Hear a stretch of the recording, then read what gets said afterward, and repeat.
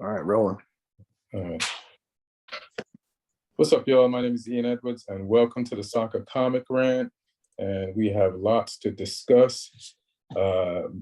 Spurs finally win a game, and it's against the best team in the league and the champs who are supposed to be champs again. And they've now made the league competitive because Liverpool is just a few points behind City. So thank you, Spurs, for that. Chelsea played Lille in Champions League, and we're going to talk about that. Christian Pulisic scored, Havertz scored, Lukaku got almost the same amount of touches by sitting on the bench as he did during the week when he actually played. He just got he had 7 more touches in the league game than he had today by not playing at all. And we got a bunch of shit to discuss. Manchester versus Leeds, and we got audience questions. And if you're listening, thank you. Listening on iTunes. Where else do people listen? All Things Comedy. There's a bunch of other comics there with great podcasts. So check those out. And Spotify. And if you're watching on YouTube, like and subscribe. Sponsors on thevolleyapparel.com. So go there and check out their gear. They got tanks, tees, hoodies, and sweatshirts with soccer/hip-hop logo on the front. They look dope, and we have our own merch there, Soccer Comic Rant, like 3 t-shirts, so check those out. And we got the usual suspects. I'm gonna go from the top. We'll go clockwise. We got on my screen, it's Lee Hudson, stand-up comic from England, Southampton fan. Hey. What's up, man? How's it feel being rooting for the team with the best form in the league? Feels good. Just waiting for us to throw it all away against Norwich on Friday. Just optimistic. You rub. I think Neil is rubbing off on you. Neil will find a way not to be completely happy. And then somebody who's just won a big game, Spurs fan, comic actor, Martin Harris. What up? Smiling. To see you guys. Almost didn't make it because I was supposed to be on set, but luckily things were pushed and moved around, and I'm happy to be here to talk about this historic event. Historic event. We'll get into that. Spurs won the game. Historic event. 6 points. 6 points from City this season. 6 points. Six out of 6. All right, that's cool. It doesn't, whether your coach is bad or good. If you're bad, you can beat City. So I get it. And we got Neil Chakravarty, Hey. and, comic from San Diego by way of India. Chelsea fans, you can tell by the gear. Is that new? This is last season's. All right. The word last season has a different meaning with the sanctions that were gonna be pressed on Abramovich, but that could be really last season. Yeah. Yeah, Martin. I don't think that's how football works, Martin. I just have a feeling that's not. I'll buy a few more jackets, Martin. I'll pay for it. I don't think football works the way Martin is trying to make it work. But we'll get into it. So we have Champions League, we have Premier League, but what were the games that you feel like we should talk about, Neil? Oh, you got to talk about the historic game. And that's the historic game. So that's the Man City versus Spurs. So Martin, let's hear your take on this game first. Since your team you really pulled something off this weekend. Yeah, and it's not the first time. This is a very encouraging sign, as a matter of fact, because we're getting into a little bit of a crisis. If we lost 4 games in a row, that would be a major crisis. But we avoided it in a very Conte way. I mean, one thing that's extremely encouraging to me since Conte became the manager of the Spurs, it's for the 3rd time in 2 months we win in the last minute of the game. We beat, I believe, Watford, and then we beat Leicester, and now we beat City in the 95th, 96th minute. That's a great sign. That means that this team has a lot of confidence, either hidden or real confidence, and that is installed by the manager. I don't think they had that confidence under Nuno or even before under Mourinho. So that's a very, very good sign. That means if he has a chance to build his own team, maybe he can build something special. We're still in the top 4 competition, even with that bad run 2 weeks ago and a week ago. I didn't expect us to be in top 4 before the season started. Of course, when you have Conte, you kind of have a little bit of a higher hopes, but I still think top 6 was the goal for this season, and I think we can finish top 6. If we finish top 4, that's a miracle. That's great. That's amazing. But if we finish top 6, it's good. One more thing I want to say: historically, City in the last 5-6 years, we beat them pretty frequently. You know, that's the one big team that we kind of have a way with. Our kryptonite is Chelsea. We usually lose to Chelsea, unfortunately. You know, that's our kryptonite. But we are City's kryptonite. We beat City quite a bit. So it's kind of not as surprising as you think about it. Plus, talking about the game itself, it wasn't a lucky win. There were 2 close calls that didn't go our way. I wouldn't say those were bad calls, but those were close calls, right? We could have led 3-1. Then you have the penalty situation. You know, of course, when you look at it, it's penalty. But those were offside is offside. You can't. Yeah, for sure. But what I'm saying, that would be a very unlucky draw. You know, we deserved to win that game, and we did. Yeah, I don't think the penalty was a penalty. I get it, but it's still, his hands were like still within range of his body. I was like, don't make the ref look at that, because we know what the call is going to be. And I also felt like, like you were saying, like City has had trouble with Spurs before. And even for Spurs getting in the Champions League final, they went through City, right? And Llorente scored, and then it was like one game where VAR helped you guys out a bunch of times against City. So you guys can somehow magically like give them trouble. And I was rooting against you because I don't want you to get close to 4th and like give us even more trouble. And you got all these games in hand you've been bragging about in the chat. So I was rooting against you. But by the end of the game, I was actually on Spurs' side and happy. And I felt like I was happy about the result. I don't care about the title race being close. You know, like dealing with 4th place being close is enough of a heart attack for me. I don't need to worry. You know, like it's almost like when you're Manchester United, it's a form of relegation to finish 5th. So I'm worried about the heart attack of the possibility of that happening. But you guys, it would have been crazy to have lost 4 games in a row under Conte.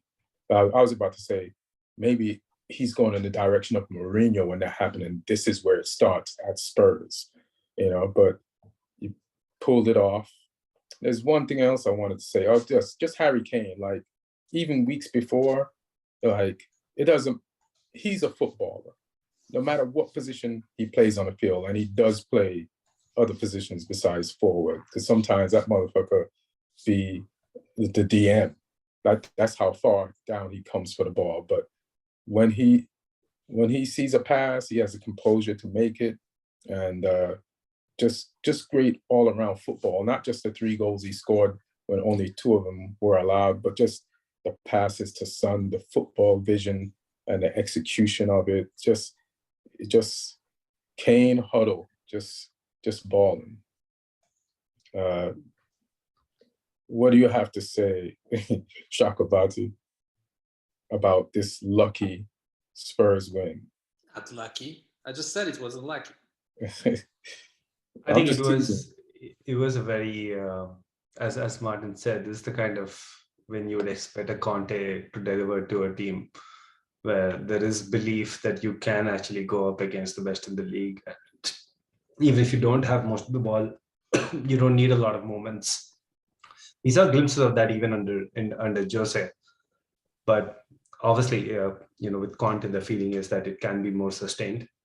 And I've felt like ever since Conte has come in, Spurs have played well for the most part. They just kept getting unstuck against us. Like even the Leicester game, even though it was a last-minute win, Spurs had a lot of chances they dominated the game a lot. I think that game was the highest XG game in the league across all teams, but that performance by Spurs. So they have been on a good run of form. I think there's like how many ever unbeaten, and then the Premier League lost to Chelsea, and then the couple of bad results. But I think this was a good solid performance, and you kind of felt like even that first goal that Son gave the pass for, it seemed like you could see the panic and the pressure on the City on the City back line, and it got exposed quite a few times. I don't know if that's the pressure of the title race playing. It's typically around these months where these things start showing, because I mean December, January, nobody has time to think about things like pressure, because you're just dealing with a crazy ass schedule as it is. Just before the international break, it was almost a done deal that City's gonna walk the league, because they had such a big gap.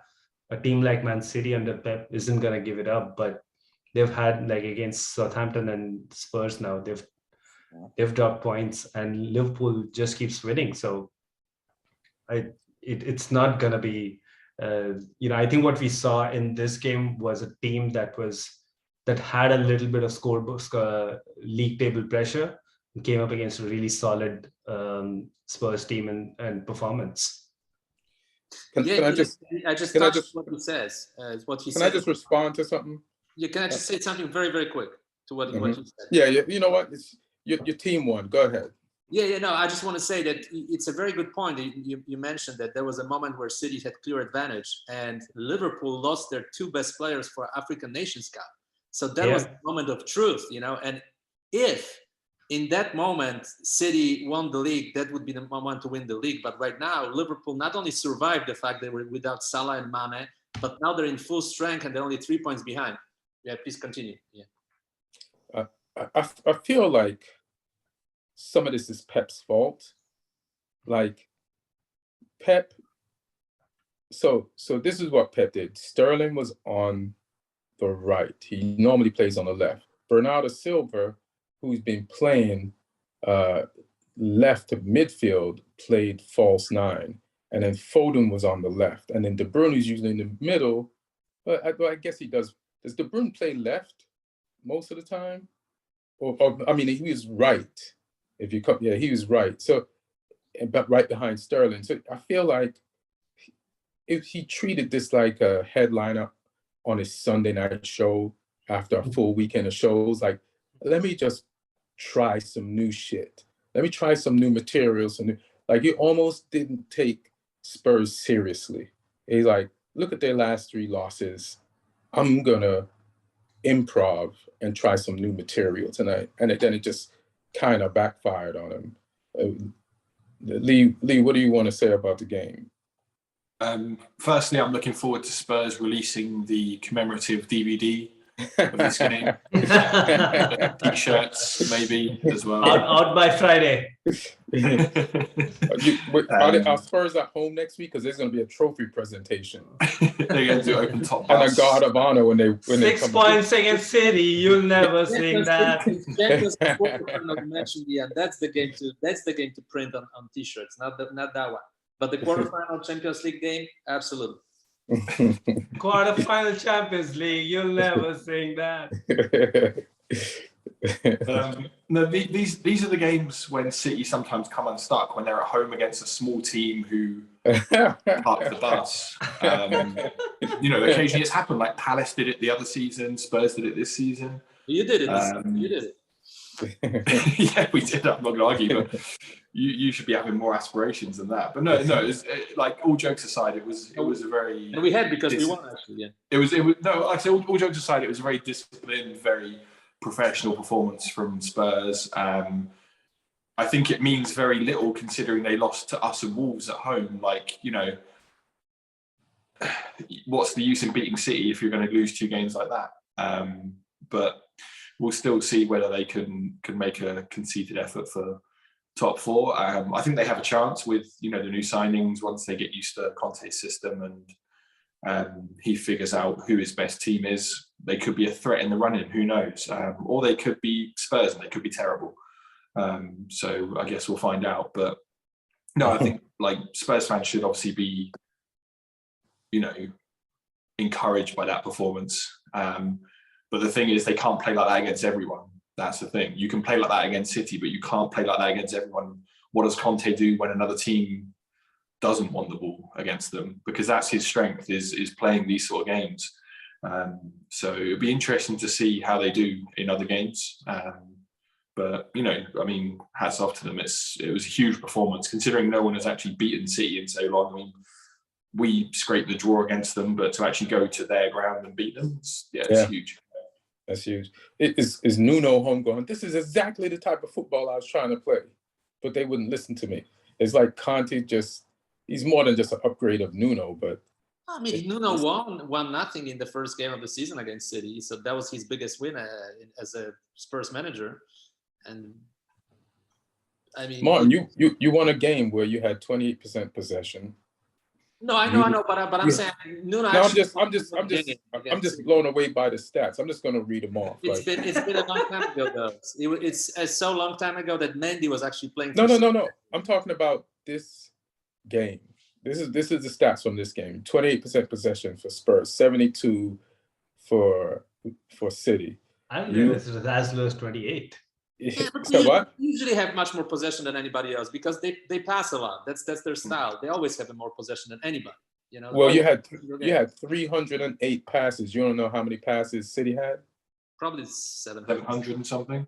755. That's crazy. They had 20-something shots as well, didn't they? I think. Let me see. Yeah, they had 21 shots. Only 4 on target. Yeah. Spurs had more on target. Spurs had 5. And Lloris did that dope-ass save against Gundogan because he had to make up for the goal that he kind of spilled to Gundogan in I think it was that the first half? Was that the first? Yeah, so the goal he considered first half. The save was second half. All right.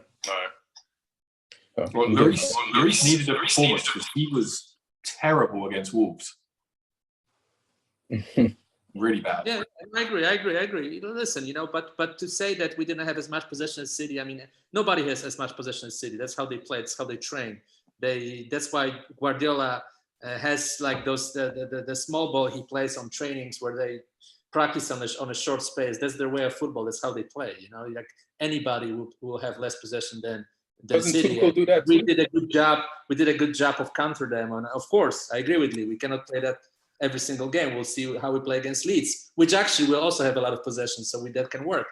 And they're much less talented team, so I'm pretty optimistic about the Leeds game. We'll see though. But we have to adjust. Obviously, he brought 2 players. Conte, he needs to bring more players to play his style of football. And this is a transitional season. Next season, he will have hopefully his team, and that will be his project.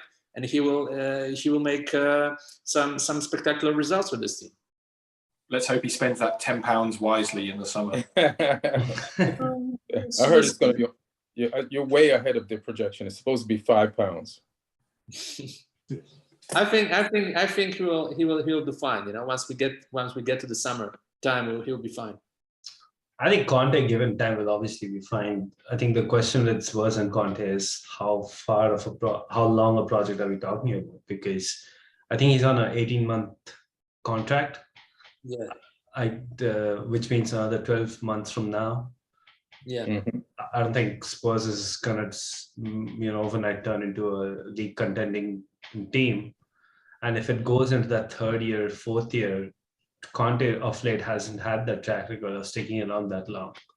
So it's kind of with enough time it can work, but does Conte have that much time?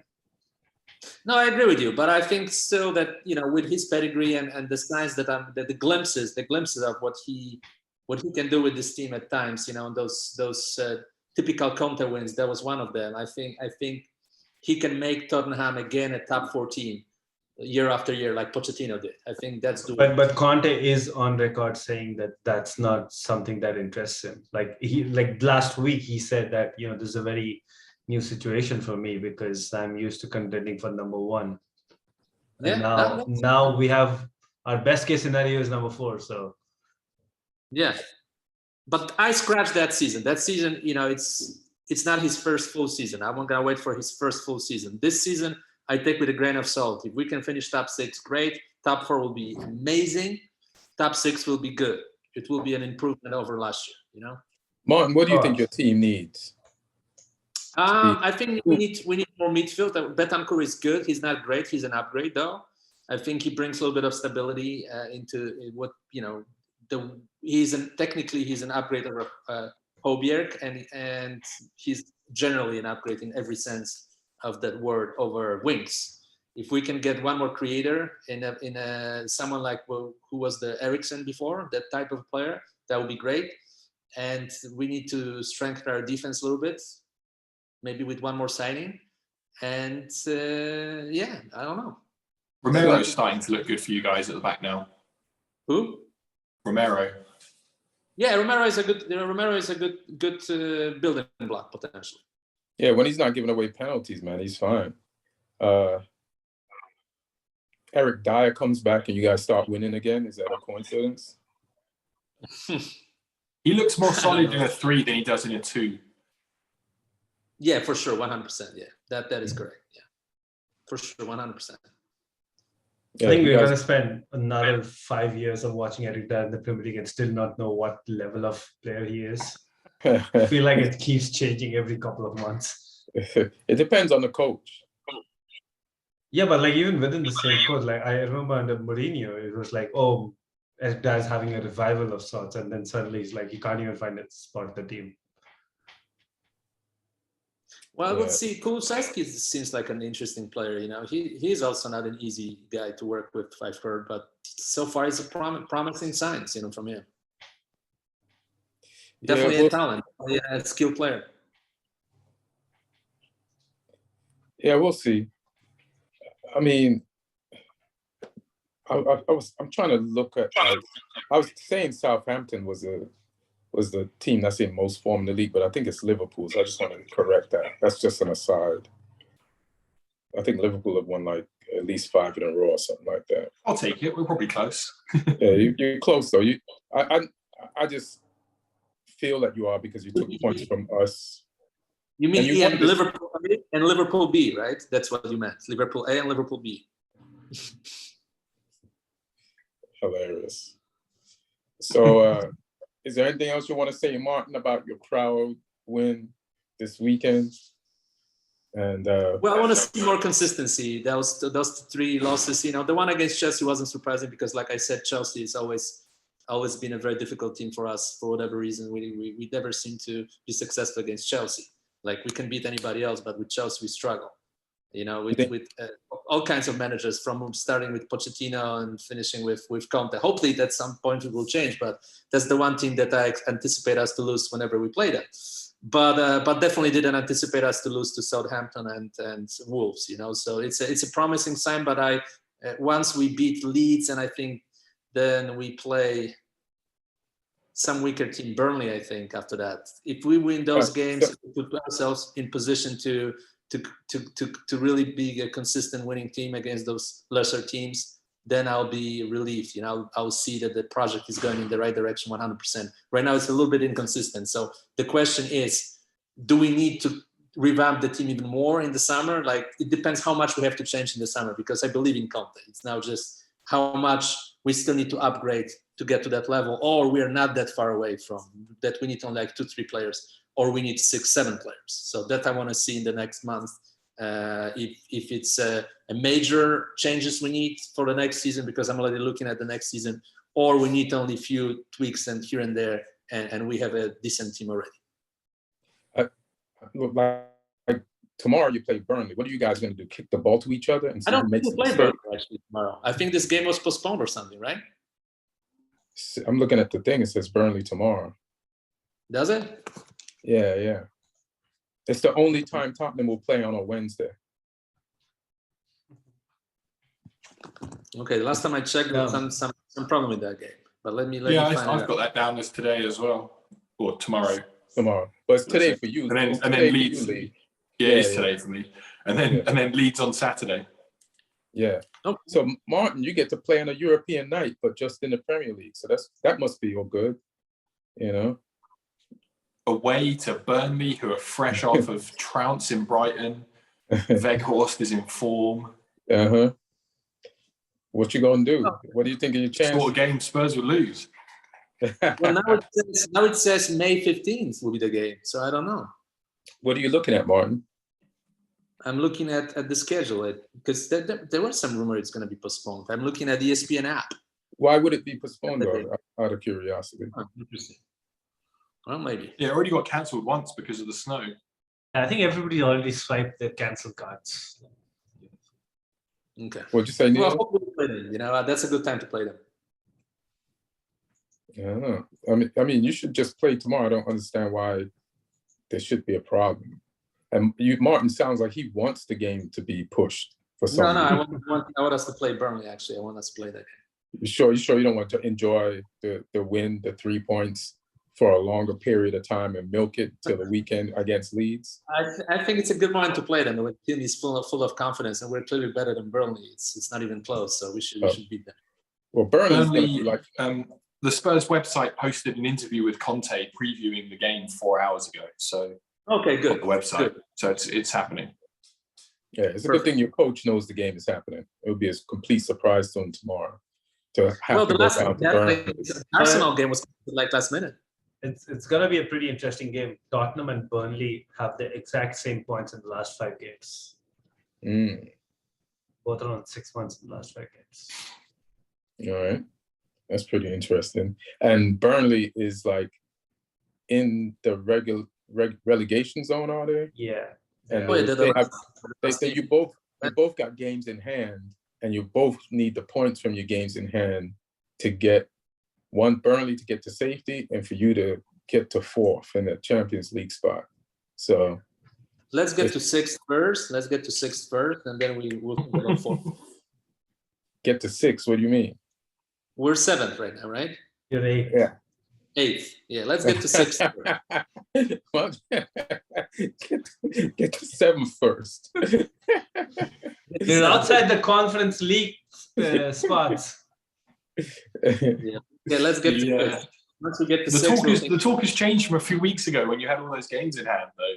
Like it was. Yeah, you were coming for 3rd place a few weeks ago.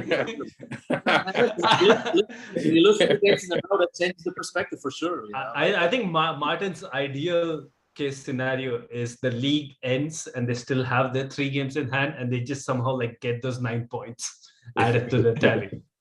That's why he was trying to postpone the Burnley game. Switch 3 games to next season and have 3 more games than anybody else. I'll take it. Martin tried to buy some of the points that they deducted from Derby. And add them. You'll take them too, Ian. You will take them too. But I guess the next main game we want to talk about is it's Man U versus Leeds. Is that it, Lee? Yeah. I mean, Neil? Yeah. Anybody want to weigh in first? I thought it was a fun game to watch. Probably not if you're a United fan, because you probably had some stress levels during that game. But I thought it was, like I said, it's a fun one to watch. Lots of goals, lots of passion. Swings in the game: 2-0, 2-2, 4-2. A little bit of a shame to see the fans misbehaving again, which seems to be more and more of a problem at games at the moment. But it's United Leeds, and they didn't get to see it last time, the Leeds fans, because it was behind closed doors from COVID, and people underestimate how much hatred there is in this fixture. Like it's a proper derby. It's there's no there's no love between those two. So I thought it was interesting, and I think it's interesting seeing how much more settled Sancho's looking now. I thought he had a really good game, laying on the 2 assists. He's starting to look like the player you spent their money on. Yeah, man. I mean, there's one thing I don't worry about. It's like when one of the things on the United stand they used to talk about was like, the team not creating opportunities for Ronaldo. And I don't know how long that lasted, but he's not used to getting opportunities now because he's not putting these opportunities in the back of the net Like he had a point blank one that Pogba, I forgot the guy that was marking Pogba from foreshore, I think. And it was pouring rain, and Pogba wrung his shirt dry and went past him in the middle of the rain and put the ball across the middle for Ronaldo to put in the back of the net. Yeah, sorry, there's some reverb. But, you know, but one thing I don't worry about is United, like, creating chances now. Like, we do that, and which is pretty good. And we're pressing better. And we're playing better overall. It's just that we do have those dips in the game. I saw a very funny meme like a few weeks ago. I was going to bring it up, where somebody says, I have the solution. And the solution is Ragnick first half, Solskjaer second half. And I thought that was pretty funny. Like, yeah, both of them, because Ragnick does great in the first half with his team, and then in the beginning of the second half, and then that's when Ali would get the team scoring. So I thought that was funny. But some players are still shitting on. Some fans are still saying Shaw had a terrible game. I disagree. He showed up and intercepted a lot of balls. The same thing with Wan-Bissaka. I feel like fans don't know how to like two players who play in the same position at the same time. It has to be a competition, and they have to pick one, and one has to be good and one has to be bad. And I was like, no, it's fine. I want to give Sancho his props. And one thing Sancho did to get in form was in the games before he started like shining, he would always stick to his defensive duties. And he would always run back and he would always defend. And I was like, that's good. That's the guy who wants to shine, and it's gonna work out for you, because you have to do your defensive duties. You have to create that blockade for the person to have to figure out their way around. You have to hold down that part of the job. And ever since I've seen him doing that, and he wasn't getting any credit for it, and now it's working for him. And he's defensively solid, and he's aggressively attacking pretty good. That chip to Bruno Fernandes was just perfect. Like, in the pouring rain, like, no doubt about it, like directly where it needed to be. And Victor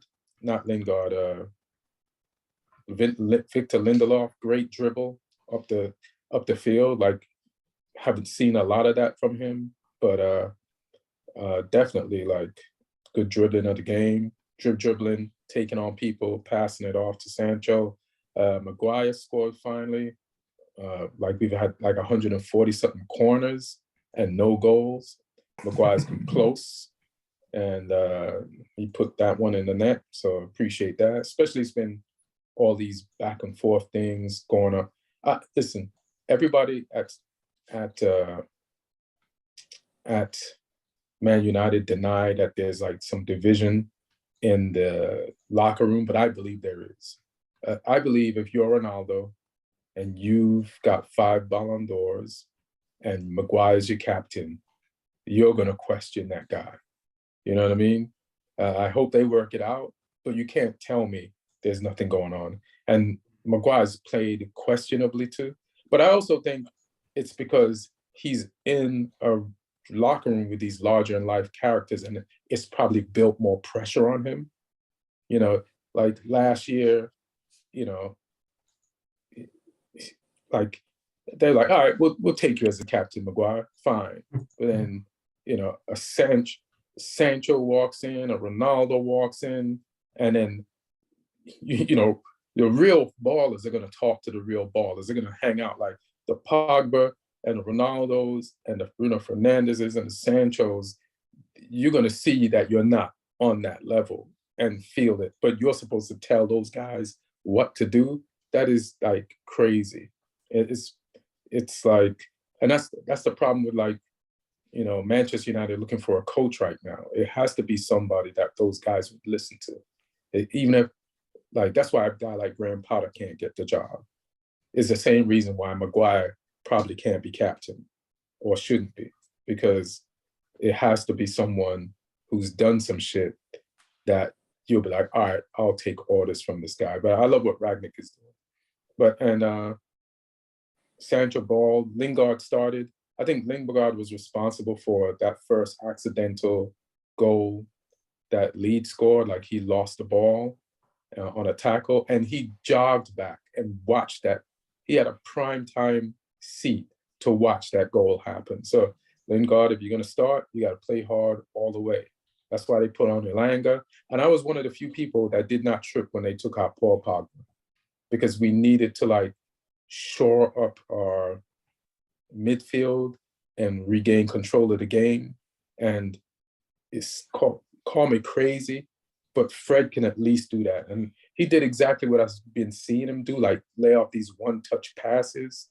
Like, you know, he's good at getting in the way of being a B and getting in the way of people building an attack at Man U, but he's been better at like one touching the ball off and laying it off to people and making the easy pass.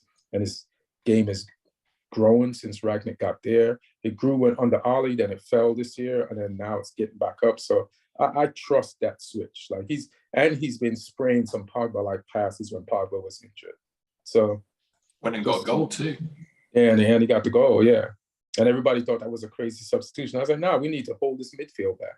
It's gone. And you need people like Elanga. Elanga is exactly why, what's his name? Dan James used to play for us. And he didn't used to score, but we used to win those games. You know what I mean? It's just, but Elanga is a better version of it. The same amount of speed and pressing, but now he got more finishing than Dan James. So yeah, it's good for us. And what's our next game?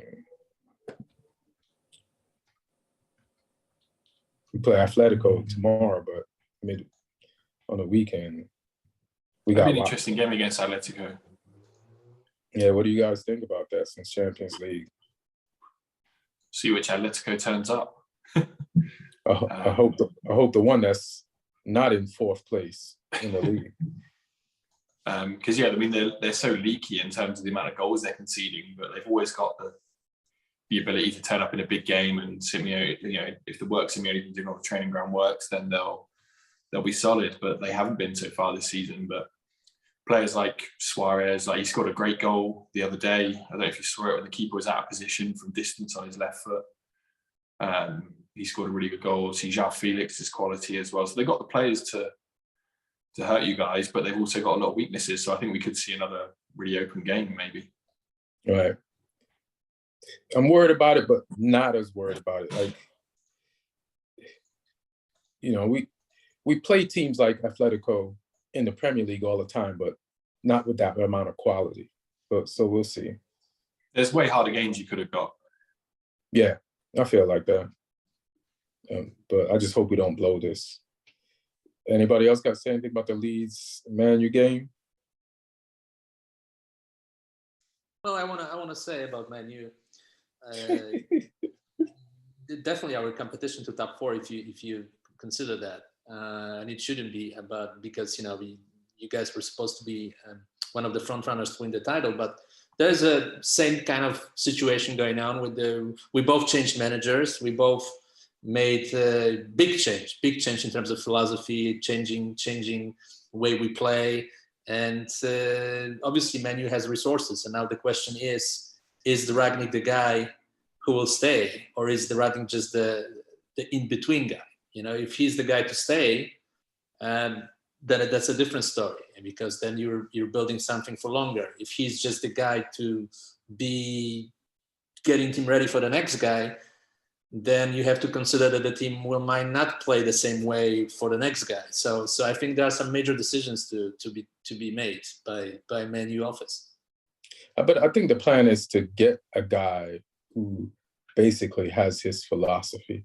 That's why they got Ten Hag and Pochettino, like pressing coaches who are also like develop young talent, and so that we don't have to like go out and buying all the time. And then so. We'll see. I'm trying to see what other teams in the league? You want to talk about Chelsea, Neil? What you barely did this weekend? I can even come to Chelsea when we are discussing the whole Lukaku thing, but I mean, Well, go ahead. Go there right now. Yeah, I was gonna.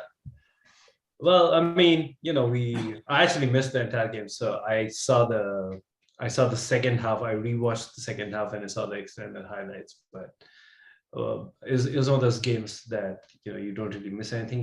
It's a good one to miss because nothing really much happened except for a couple of good moments near the end of the second half. We played again in this kind of a weird formation where Pulisic played as the number 10 and Havertz played on the left. Intuitively, you would think that it should be the other way around. But I guess we are kind of trying to compensate for the fact that no one really has that left foot on the left flank, so Havertz is playing there. But I don't really like that much, so it didn't really surprise me when I saw that we went through it at all in the game and nothing much happened. There's been a lot of talk about whether the system is helping Lukaku or not, but I don't care what system you're playing. 7 touches in the entire 90 minutes, and one of them coming from kickoff is no way to justify that. So such an unusual, strange story. The guy is for the third time with your club, and it's the third time. It's not happening for him. It's just. I don't think it ever happened to anybody. Second time. But technically third, because on the first merry-go-round he didn't play, right? He went on loan. He never came back after that. Yeah. But technically, I think the second what everybody keeps talking about is when he went to United. It was very close to moving to Chelsea too. So that was, but I mean, it's it'll be interesting to see. And I'm sure when the dust settles down, there's going to be a lot of somebody's going to come up with some sources as to how this entire transfer. My theory is that he was bought to play a certain style of football, the way we are, to continue playing with those wing backs. But the way the season has panned out, James, Chilwell, and Lukaku have not started a single game together. And when Chilwell was playing, Lukaku didn't start, and then obviously Chilwell got injured. Reece has been injured last 2 months, so I don't think it's helping. But he can do a lot more too. He can, you look at he can move. He can move, and that's what's been happening, right? A lot of teams. There's not a lot of teams at the top level that are playing with an absolute established number 9. So when you have a lot of the ball, if you want to use the ball, you have to drop deep a lot more. You can't just hail a taxi from the center forward position and it's like a black man trying to get a taxi uptown in the 80s. None of them are pulling over. So is coming, yeah. So he definitely, there's a lot he can do to his game, and we saw that today with Havertz. Much more mobile. He has the fluidity and the connections with Ziyech and Pulisic today, and it just looked like I think he scored off his 8th touch in the 8th minute, and he had already had 3 shots by then. So we definitely look a lot more fluid when you're playing with Havertz. But I mean, again, the thing is, you bought it for a lot of money. I don't think he's going anywhere. He's also been played a lot. I know there was a lot of drama when he was dropped, but since then he's played 10 games on the bounce. He's not had a rest, and we've been playing, across continents. We've been playing midweek, so I think he can do with a little bit of a break. It'll be interesting to see what happens against Liverpool, because that's now shaping up to be one of the biggest games of the season for us. And Havertz has looked good as that number 9. And he was the number 9 last season when we ended very strongly under Tuchel. So, all right. And you want to just go into your Champions League win today against Lille? I mean, as I said, like, we did look much more fluent than we did against Crystal Palace than we have in the last few games, even in the Club World Cup. And is that because of Lille, or is Crystal Palace that much better than the French champions? Well, I think it has a lot to do. You always look at Chelsea and see how we start the first 10-20 minutes. And today, like the first 10 minutes, we were on the front foot. There was no, like, people were not trying to second guess each other. It just looked so much more cohesive. But, as the game started progressing, I don't know why we are sticking to this back three when it's very clear that it doesn't work without the starting wing backs. Alonso, he kept getting turned over so easily, and almost all of the danger from the Lille side was coming on that right hand side. I didn't see that. No, there was I feel like so you always many. figure out a way to blame Alonso. No, did anybody see that? No, there was, like, he got turned over so many times and he lost position. What? He committed a foul. He almost got a yellow card. I think he could have easily gotten a yellow card even before. And the problem is when he gets turned over, he doesn't have the legs to get back. Even Sarr, when he came on, got turned over, but he was quickly there to cover. So I mean, every time Lille got the ball, it was like 3 passes and they gave the ball back to you. So I don't even know how there was time. Oh, yeah. So exactly. So we were kind of having to bank on Lille not being a great team for those ball position losses to not actually lead to anything really threatening. But if you just analyze the way we are playing on that flank, it could have been really bad if it was a slightly better team. I saw him get out of some trouble. I was like pretty impressed. And then to hear you say, to point him out as like the bad player of Chelsea. You could clearly hear Tuchel on the touchline going, Marcos. He was yelling at him, but I was also wondering why. And I know yeah, because if you play on the side of the coach, you get yelled at the most. I also feel he should not be yelling, because what is happening today, I don't think it's breaking news. You should expect that from he's a limited player. Like, you know what he can do, you know what he can't do. I know he's a limited player because you say that all the time, but I also know he's friends with Willian, and you hate anybody who's friends with Willian. Oh no, I think I mean, there's a lot more people that are. I mean, Willian's best friend is Eden Hazard. You'll never hear a bad thing about Eden Hazard from me. Hazard's his best friend? Are you sure? Yeah. Hazard, Willian, they both came together. Hazard, Willian, Aspilicueta. All right. But Pulisic, again, was really great. Thiago Silva was amazing. I think Kovacic and Kante were amazing. And then I think Kovacic had to go off injured. Loftus-Cheek came in. He was really good playing in that deep position. So there was a lot of good things happening in the game today. Yeah, they showed like all of Pulisic's touches, and they were pretty amazing. Yeah. Like because he's American, and it's like American CBS coverage. So but he needed that goal. I think he's been having quite a few like good games without really getting that output. So it's really good to see him get on the score sheet, and he likes a game against Liverpool. So Conte was balling his ass off. Oh yeah, Conte was and he got Pulisic that assist, but here's a player I've been talking about since like the Euros. Renato Sanchez. His team lost, but he did.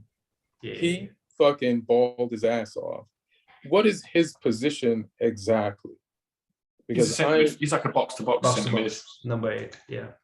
So is that what Man U needs, or no? Because our midfielders are box-to-box. We need somebody who sits back. So we don't. You need more like a world-class destroyer that's also capable of distributing as well. Right. Yeah. That's such a shame. I like that guy, man. I like him a lot. Like the way he played today, the composure. Yeah, great passes, and I really like that dude. He's come a long way since getting relegated on loan at Swansea. I know. And what's his name wouldn't even play him. Didn't even start the game. Yeah. Yeah. I think with Sanchez, he went to Bayern too young. Right. From Benfica, and it kind of killed him a bit. Right. But he seems to be maturing into the player that he was anticipated to be. Yeah. He's balling, man. Like he's still pretty young. He's still like 23, 24, isn't he? I think. Yeah. So he'd make a great player for like a main team. I don't know why he's still at Lille. How nobody's trying to buy him, but he plays well for the Portuguese national team. Like sometimes he's the best player on the field on a team with so many Portuguese big superstars. And speaking of young players who had promise, guess who came on late in the game today for Lille? Ben Arfa. Yeah, I saw Ben Arfa. I was like, he's still playing. Yeah. You know who's on their bench, Lille's bench? Another reason why I wanted to watch the game to see if he was going to get in. Damn, why am I blanking on his name now? Gomez, Angel Gomez. Gomez. Oh, yeah. Big Man U prospect, yeah. So one of the big talk. The Canadian forward Jonathan David's been getting a lot of plaudits there this season. He didn't really do much this game. But he's had a really good season though, so there's a lot of clubs apparently looking at him. Yeah, today wasn't a good day for him. He failed the audition. There was a link like just today morning about Chelsea looking at Jonathan David, and that was not a good audition. Yeah, one of the big Man U podcasts was also suggesting that we take a look at him for like next season as a forward, but yeah, wasn't great. So he'll probably end up at Newcastle then. Maybe. So big talking points of the week. Martin, how do you feel about this top four race as it heats up? Arsenal wins, you win, Wolves has joined the fray, and you got Manchester United and you got your points in hand. Arsenal got their points in hand. Arsenal gets revenge on Brentford, who embarrassed them at the beginning of the season when he took them down to that pitch in London and beat the shit out of them as if Arsenal just got promoted. Now Arsenal just won again. They're young guns, those kids that nobody respects. What do you think of this top four race? Will be interesting. I don't completely scratch off Arsenal, although I don't think they will be in the top four at the end. You know, they sold their best striker, and Aubameyang can still play, which he showed at Barcelona, right? Which he showed at Barcelona that is completely rejuvenated under Xavi. It looks like another very, very capable young manager, kind of rebuilding the team from a very tough position. You know, I always liked Koeman as a player, and I always had a soft spot for him. But the truth is, he put Barcelona kind of in a dark place, and it looks like Xavi's taking them out of the dark place. So kudos to Xavi. And can I just stop you? Huh?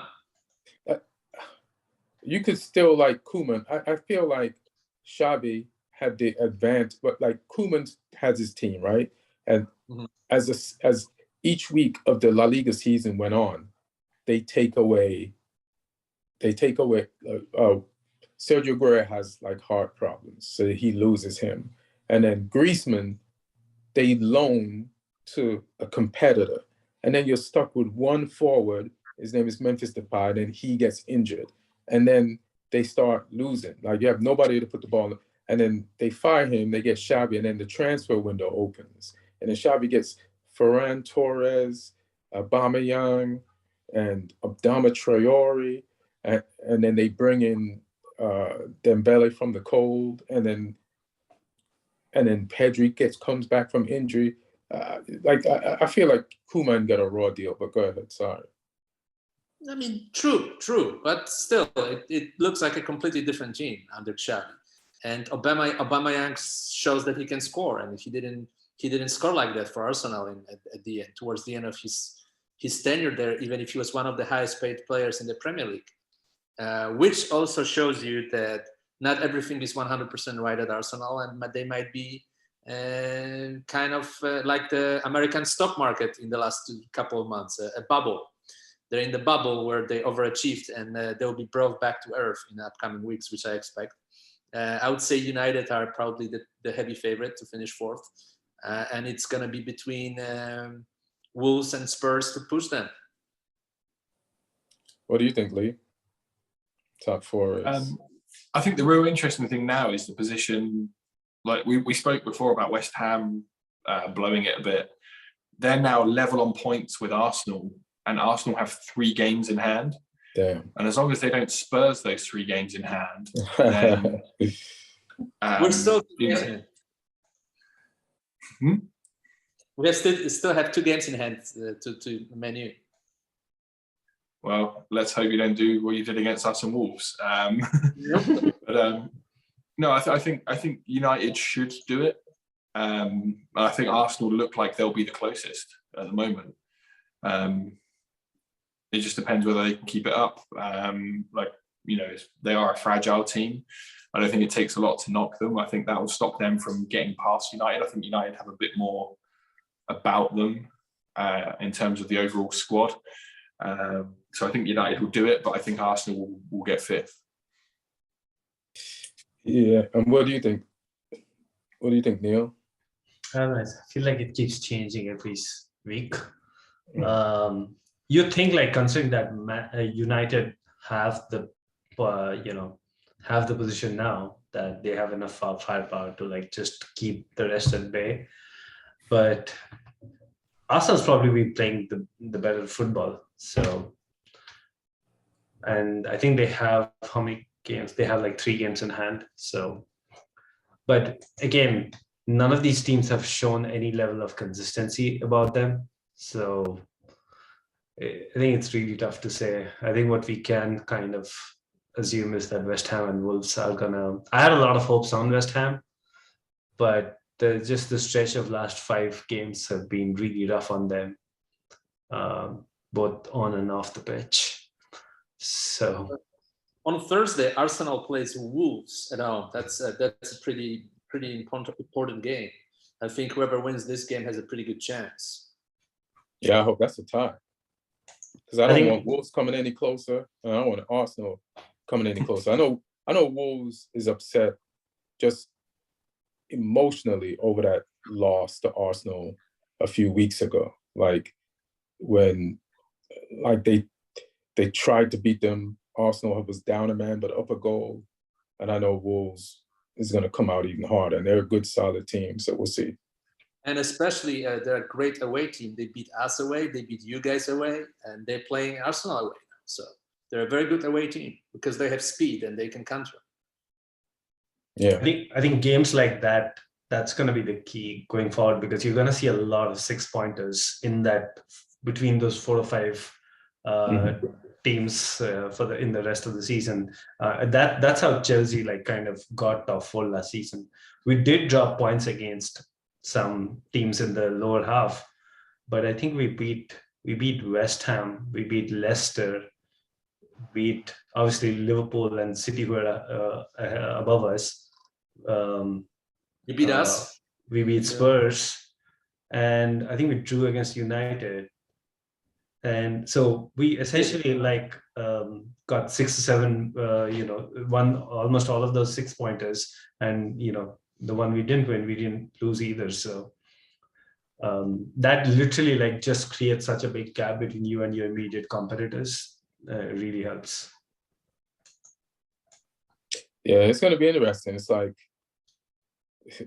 I'm looking at this 4th place like more than I'm looking at 1st place, because there's so many people vying for it. Yeah, it's just a more interesting race, and it just has just as much value. I mean, as 1st place, you know what I mean? And 1st place is so out of reach, but 4th place is so many teams could get it, and the Wolves just brought themselves into the race for it. And then West Ham is hanging around, but they could still trip up some people. And then Conte's big win with Spurs, and then Arsenal. I don't think Arsenal is playing like a bubble that's going to burst. I think this is who they really are. And I think they don't have a lot of depth. And if they have a few injuries, that will probably kill them. But if they do good in the summer transfer window, and the way Arteta has these kids' mentality, they're going to be dangerous to come. That's what I think. I just like, even the game they lost against Man City, everybody knows they won that game. City got played off the park, and that's just how they played that way when they lost. They played like winners. You know, I think Xhaka got the red card, I think, in that game. And this is a team that's winning despite having a Granit Xhaka on their team. And he's pulling up his socks and getting better, because he's like, shit, all right, kids. And so yeah, it's going to be interesting. So Watford Crystal Palace is tomorrow also. Leeds Liverpool. What do you guys think of Leeds Liverpool? Liverpool should win. I know. It'd be crazy if they don't, right? Because Leeds needs a win, don't they? They do, and they play us later, so they could be in the relegation zone after this weekend. And I mean, they'll especially need that win when Burnley beat Spurs as well. I mean, right now the title race is literally in Liverpool's hands. If they win all their games, they win the season. Because I think because that would mean they even if City win all their games except the game against Liverpool, they'll finish on the same points. And I think Premier League have made a change from this season where it's not goal difference that decides when you're tied, it's your head-to-head. And they already did a draw, so whoever wins the next one will have the advantage. That's a huge game. And Liverpool is technically more complete than City, because they do have players on every position, where City was kind of playing without striker, and people are saying that they're fine, they're good. Then they sold Ferran Torres on top of that, and listen, maybe it will catch up with them eventually. You know, the fact they don't have this striker. Yeah, I think that striker is going to come back to haunt them, because Liverpool definitely got strikers. Even is it Douglas? Who's the guy? Luis? Yes. Luis Diaz scored this weekend. You know, like, and he didn't even. I saw the first half. The first half for him wasn't that great, but he figured out how to score. So imagine when he has a good game. So, but even they're and they play Phil Foden sometimes as an attacker, and he can be suspended. So we'll see. Oh. I don't get that. What? Foden and his mom were caught in a brawl. Yeah, he was in a fight after a boxing game, so she might be. Yeah, somebody punched his mom. Yeah, you can't suspend a guy for fighting because somebody punched his mom. Then what type of a monster league would you be? Yeah, nobody. Even the guy who punched his mom was like, "Yeah, he should fight me." That's why I punched his mom. Like, it can't be suspended. How is that story in England, Lee? How is that story playing? There was a little bit of noise about it on Monday. I think on Sunday maybe as well. Like, but it wasn't. Like, it was a story, but it wasn't everywhere. It wasn't huge. But those guys already. The guys who were involved in it, they taped themselves getting into it with his mom, punching his mom. Right? Isn't that what happened? And then they posted abusing him and stuff. It's like, that's pretty bananas mentality to think, all right, this is going to be great. Like, who wants following that bad?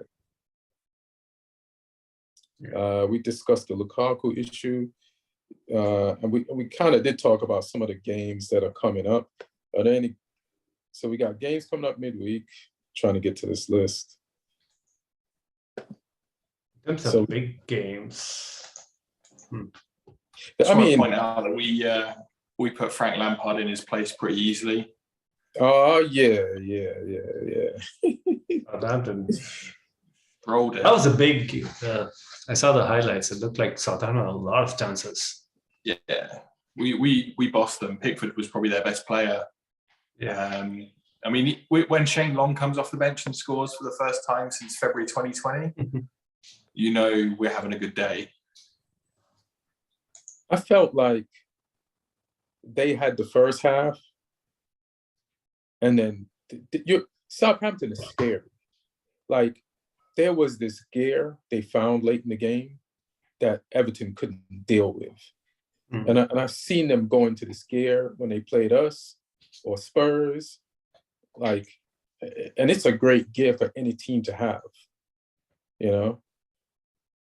And yeah, they just, you know, a team full of enthusiasm like Everton, where they should be like feeling good. They just did good in the January transfer window, but it all, you know, this is the spine of this team. I've been saying it for a few years. So Everton, it's kind of bad, man. They don't have the resilience that Southampton has. They'll show up 1 week, disappear for 2 weeks, and then show up again, no matter who's the coach. They didn't get a single shot on target against us. Yeah. And I think you guys had like double digits shots on target. This is pretty rare. Yeah, they had 9 shots, but none on target. You had 19 shots. Like, how are you licking 19 shots on Everton? Like, just like these are city numbers. 11 on target. Possession was kind of even. But, like, if you're thinking which one of these teams have the quality to score the ball, you're thinking Everton. But no. I feel like, do you feel like you're going to get picked apart in the summer? Lee? I'm not sure. The players we've got, like, there's not many superstars or potential superstars there. Like Ward-Prowse, if someone wants to pay the price for him because he signed a 5-year contract last year, he's gonna cost someone a lot of money if they want him. I think clubs should be looking at him. I agree. But Pep then will probably buy him. But obviously, if he goes and Brozier goes back to Chelsea, which I think he will, then that gives us 2 key positions to fill immediately. If I was a big club, I'd be looking at Salisu potentially. The guy's a defensive beast. He blocks everything, he wins everything, he intercepts everything. He's good on the ball as well. He's good driving out with the ball. So I think he still needs another season or 2 with us to refine his game a little bit. He's still a little bit raw. That's what you should tell teams that try to buy him. I think he needs another season or 2 with us before you buy him. You know, just we want him to be ready for you. Can I make a bold prediction? I think that he will go to Ward-Prowse will go to Liverpool. He seems like they can replace Milner with him. He seems like a new Milner to me, you know, the way he plays, kind of. He's very good with set pieces. He kind of does everything correct. He doesn't make too many mistakes. He's a solid team player. He could be actually very good with other, maybe a little bit more skilled players around him, you know. I think he's a perfect Liverpool player. And obviously, you guys sell a lot to Liverpool, so that wouldn't surprise me. Hey, Martin, could you make it darker? Martin, could you make it darker where you're at? Well, listen, you know, we started when he was in full sun. Now we are in past the sunset. Is this a Tim Burton movie? But no, I think our board is smart. They wouldn't let more than 1 or 2 key players leave. It won't be like a 5 or 6 people, you know, transfer out. So yeah, we'll see. But I mean, we're used to it. We're used to the turnover. We can deal with it. We'll have a plan. Okay. New owners should make it. Guy now. Plus, you got the Brentford guy, the Moneyball guy, and you have money from the Serbian guy. Yeah. So I think we'll do our best to try and keep the core of the team together. Brozier's the one I'm worried about, sort of going back to Chelsea, because if we could keep him, he's such a integral part of what we do at the moment, and he's only going to get better if he stays with us. But we'll get you his replacement. A certain guy called June Soon Bell. Not as conventional a number 9, but more of a this modern false 9/10. Well, the relationship's working out, so yeah. send us whatever you got. Let's go to so Champions League tomorrow. We got Atletico Madrid versus Manchester United. What do you guys think? Who do you think got that? I think it'll be a draw out there. I think you probably have them at your place, but I think it'll be a draw there. I think I'd take. Yeah. Do you think they should have gotten rid of the away goals, or should they just have kept it, but then in extra time, just make the goals regular? Yeah. Make the goals the way they have the goals now. Yeah, I agree with that. I like the concept of away guns. I think it adds some more drama to the whole thing, and it also is yet another barrier to prevent penalties, which is to I'd do anything to not have penalties in a knockout game. Right. Juventus tied with Villarreal today. Villarreal, I mean Juventus, like what's the name of that guy that they just bought? He scored in his debut. Yeah, they got him from Fiorentina. Yeah, a lot of Premier League teams were looking at him, but none of them managed to get him. And yeah, he looked good. Took his goal really well. Big touch from a ball that's come out the sky and then turned and finished after like 40 seconds, I think. Yeah. So they tied 1-1. Chelsea beat Lille 2-2. Let me ask you a question. Why, when they write Lille, it's LOSC? I think that's the name of the club. Their full name, yeah. So what's the full name, I guess I'm asking? I think it's Olympic Sports Club. I mean, whatever is the French for that. Because it just gets confusing. Like, I know it's Lille, but like, why? Like, every team, the first three letters that comes on the screen, on the top of the screen, you know what it is. Like, Lille is the only one takes me like a few seconds, like, oh, that's Lille. But it's like when Marseille play, a lot of times it's not MAR, they put OM because it's Olympique Marseille. Okay. So a lot of times stuff like that gets changed. Why the French clubs got to give so much trouble?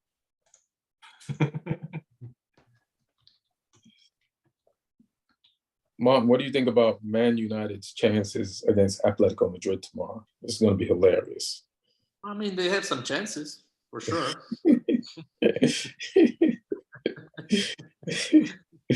I wouldn't say they have no chances, but I don't know. It's such a strange season. There's no. Is it? There's no clear favorite in Europe. For the first time in a long time. I wouldn't point to one team that is much better than any other team in Europe right now. Like it's up for grabs, to be quite honest with you. The Champions League. Yeah. Yeah. There's no favorite?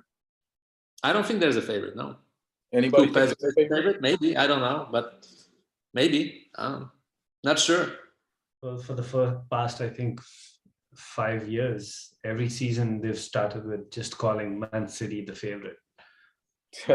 So but you see, they don't have a striker, so it's not like they're a complete team. Like when Bayern won the Champions League, they're clearly the best team. When Barcelona was winning Champions League several times, they're clearly the best team. When Man U had Ronaldo first time, they were the best team.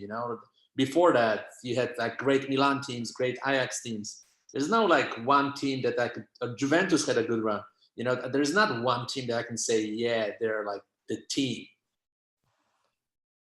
There's a lot of good teams in it. It's pretty competitive in terms of like there's not outstanding team, but there are pretty good teams overall. PSG, Real Madrid, Man City, Liverpool, Bayern, Chelsea, and I'll even throw Man U and Atletico Madrid in there. That's not even mentioning everybody. And then I didn't mention Juventus. And every single one of those teams has some flaws. None of these teams is perfect. None of these teams is necessarily in their prime, I would say, like in their prime. Like prime.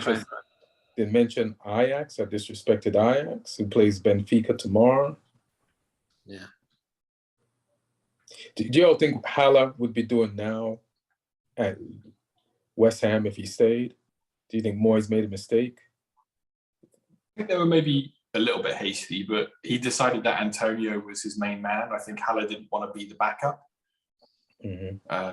which is why he moved. But I think Antonio, with the injuries he's had and age, I don't know how long he can keep doing what he's doing at the level he's doing it. And he's often out injured, so they need to rotate. But if Haller wasn't willing to sit around and wait for those chances, then that's what happens, I guess. He wanted to go and be the main number 9 somewhere, which you can't blame him for that. Right. I think he could have been a good Premier League player, though, given time. He still might be. How old is he? I think he's like 26 or something. Yeah, somebody will call him back. And he knows he had a taste of it. He could come back.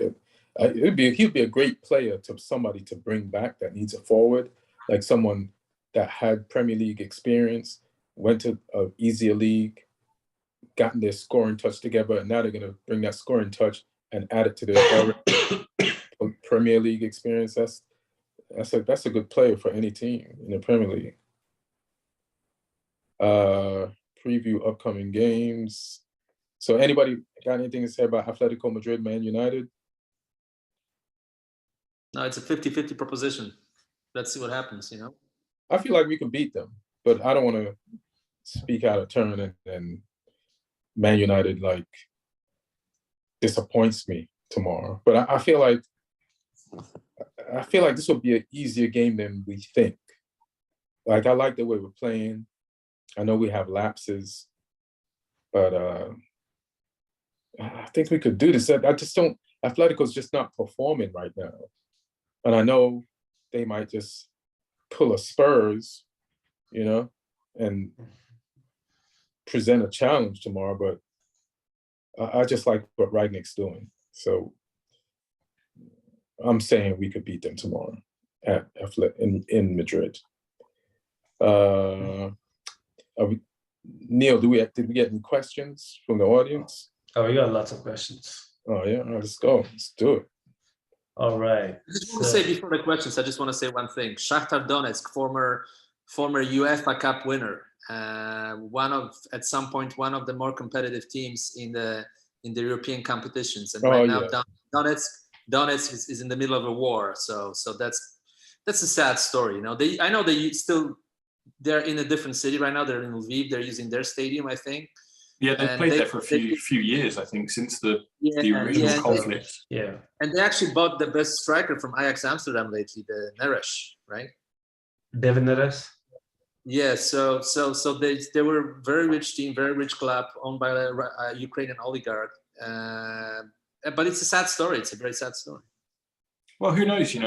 They could be favourites for the Russian league next year. Hilarious. So let's talk about that before we go to the question. Sorry. Because that was one of the things that came up. So UEFA is thinking of, or even Boris Yeltsin was saying that. Boris Johnson, you mean? To Boris Johnson. Boris Yeltsin, definitely not saying that. was thinking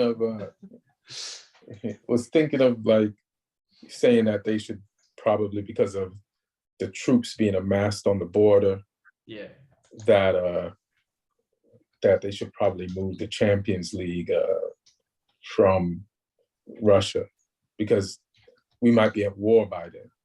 So why should UEFA have it in this destination?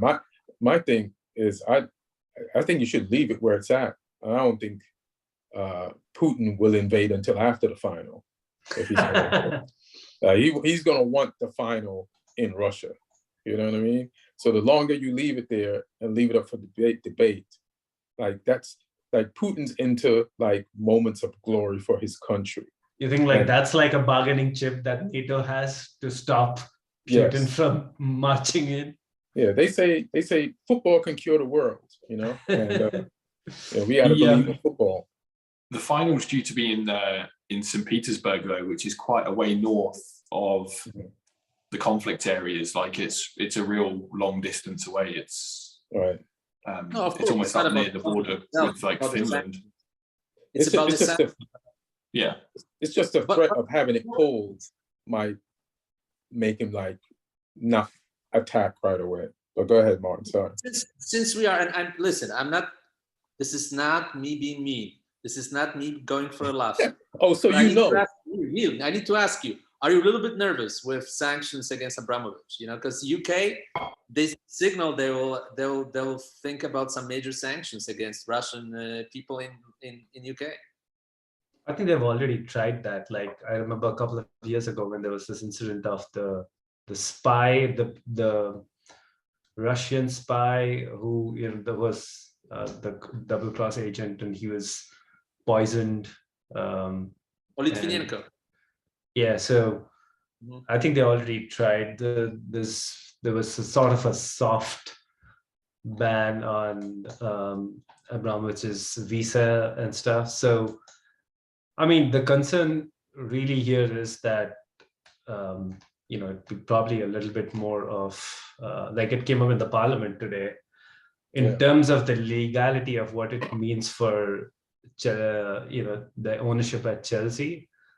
I think that ship has sailed. I mean, what are we going to do? Like, are we going to not buy another left back in the next?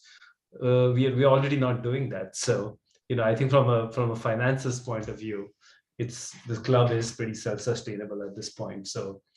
No. But what I'm trying to say is, like, what if it goes? Probably it won't. It probably won't. But what if it goes to the point where it's an open war and UK decides he pretty much disallows any Russian-owned businesses in the United States? I mean, if there's open war, there's far larger things to worry about than the ownership of Chelsea. We're probably not going to be having football matches. I think if you look at the history of the league, there was no football match. There was no league between the Warriors. So Victory was just a movie, Martin.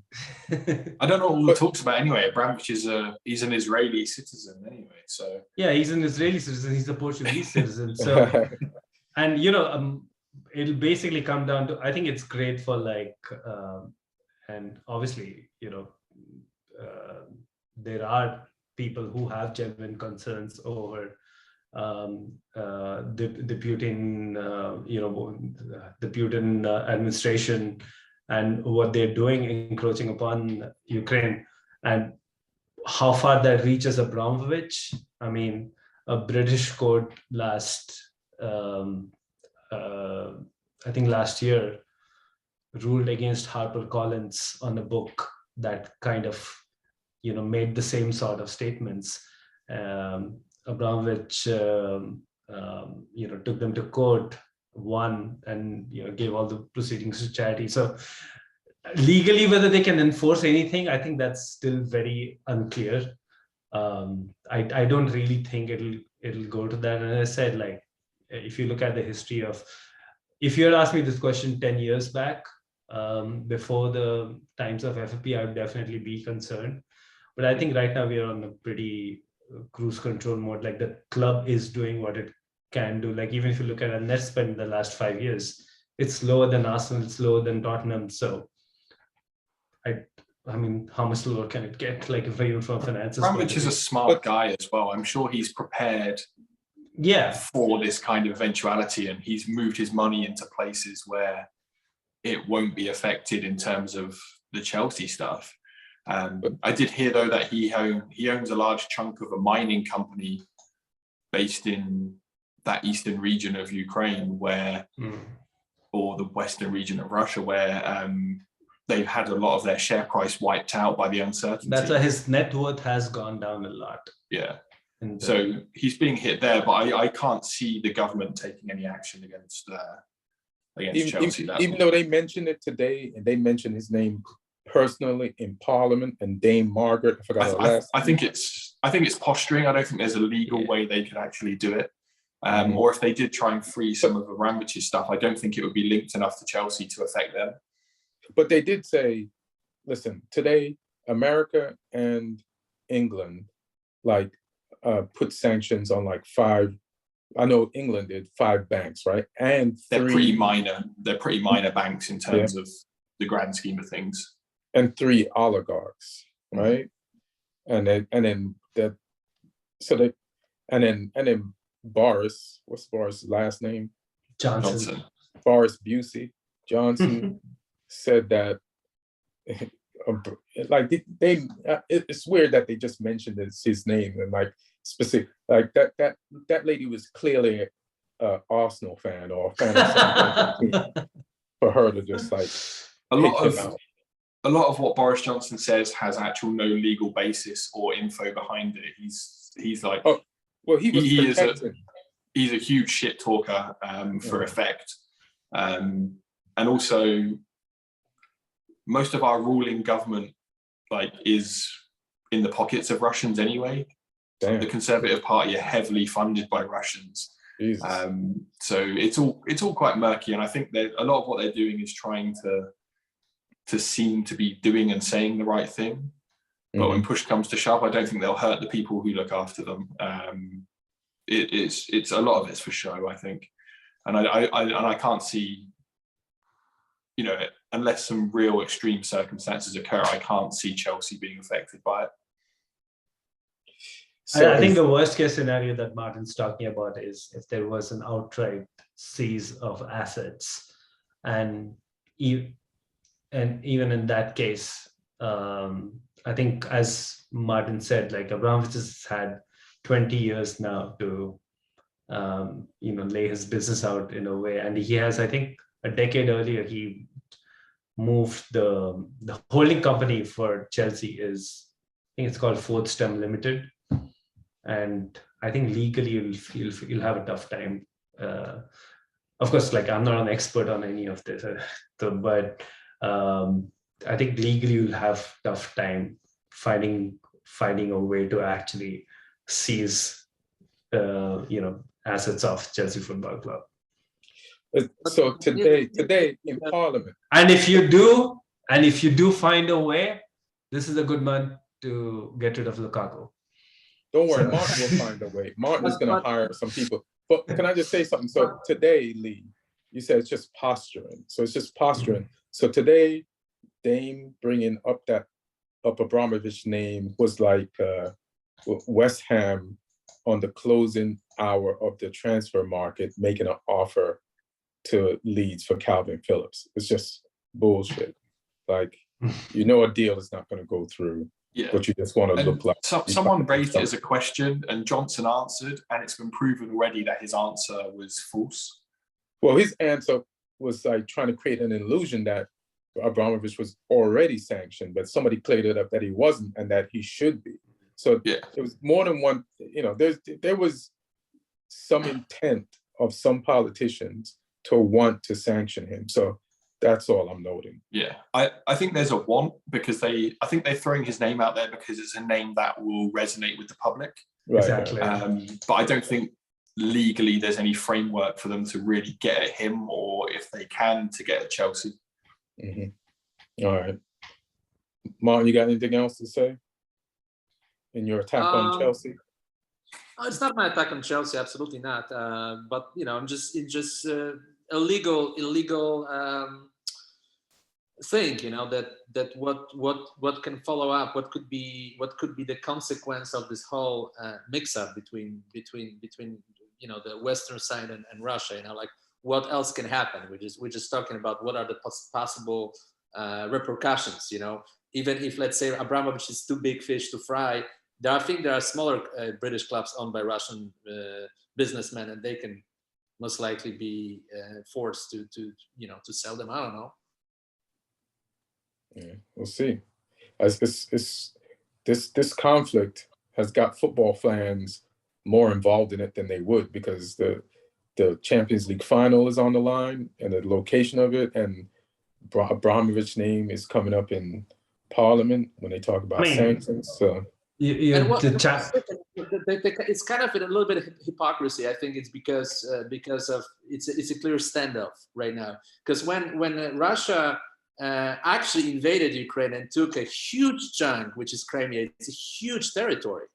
There was not even 1/10 of what's going on right now, and we're talking about a much smaller region where they want to incorporate as a Luhansk and Donetsk. It's a much smaller region that they already did without United States or European Union doing pretty much anything. So I think they feel encouraged. They can do whatever they want to do. And the Champions League final is in the end of May, I would think. Yeah, that feels right. I think they're going to have the war, do whatever they want to do. The dust will have already settled by then. I'm just, from my own perspective, interested what's going to happen, because Poland is scheduled to play Russia in the World Cup qualifier in Moscow. One game. It's a playoff game between Russia and Poland in Moscow. You know, in a current situation. What's Poland's stance on this? Well, Poland is part of the European Union and it's very anti-Russian at this moment. It's a huge animosity between Poland and Russia as a countries. Not me personally. I have a lot of Russian friends. I'm not a lot of Russian friends. I love Roman Abramovich doesn't seem to be one of those. All the Russian roles on American TV, I love them. You know, so I don't Martin's out here trying not to get poisoned. Martin, I saw you play a Russian guard on Netflix. I play Russian guards. I saw you. All the time. So I have nothing against Russia. But was that scene shot in Russia? Yes, I speak Russian, and No, but was that scene in the Dane Johnson movie? Was it shot in Russia? Red Notice. No. It was in Atlanta. They were supposed to shoot it in Italy, but pandemic happened and they moved everything to Atlanta. Okay. But Ian, Neil, actually, you know, we talk about Chelsea, and Chelsea might have problems, but actually the most realistic consequence of the whole conflict happening right now, it will be Poland going to the World Cup because of Russia invading Ukraine, because UEFA and FIFA might put sanctions on Russia for the playoff game against Poland. They might say, hey, it's not safe to play a game, you know, it's your fault. So Poland through.